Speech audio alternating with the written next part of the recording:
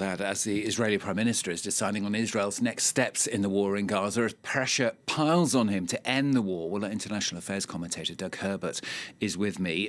Doug, we're expecting a Security Cabinet meeting probably later today. Some Israeli officials are suggesting at this point that more force is needed in Gaza still. Yeah, now, if you haven't been following the story day by day, there's a little bit of an element of whiplash here.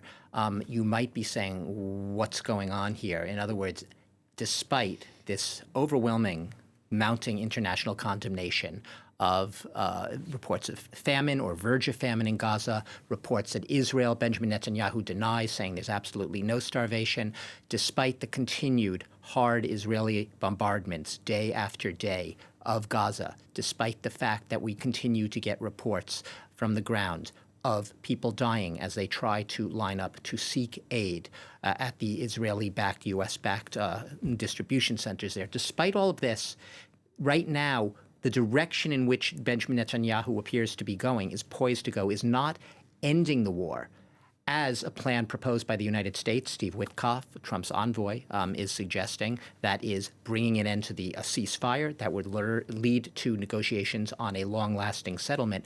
You are having just the opposite. You are having Benjamin Netanyahu in, quote, more war mode, meaning he is going before, or he's expected to make the case before a security cabinet for not just pressing on with the military operation, but perhaps going further and seizing the entire territory of Gaza, seizing the territory of the enclave, which would be in line with the parallel developments in the West Bank, where we've seen more and more home demolitions, raids of refugee camps, a lot of settler violence, reports of settler violence against Palestinians, often in remote villages, with the goal, there'd been a symbolic vote in the Israeli parliament, of seizing that territory, annexing it, as it would be eventually. So seemingly a broader strategy here.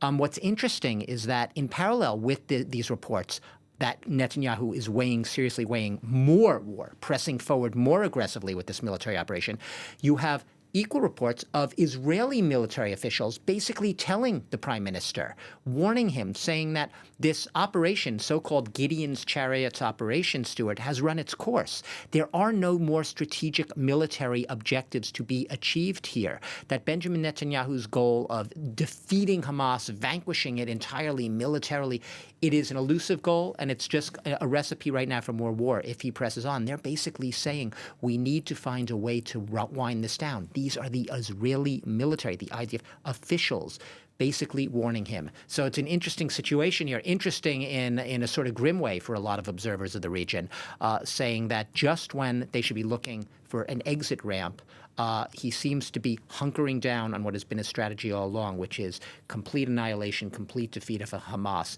something which has not happened in 22 months of war, and which Israeli military officials say doesn't seem to be a realistic objective to be pressing for right now. Get the hostages released instead. That takes a diplomatic solution. Doug, thanks very much. Doug Herbert, our international affairs commentator here on France 24.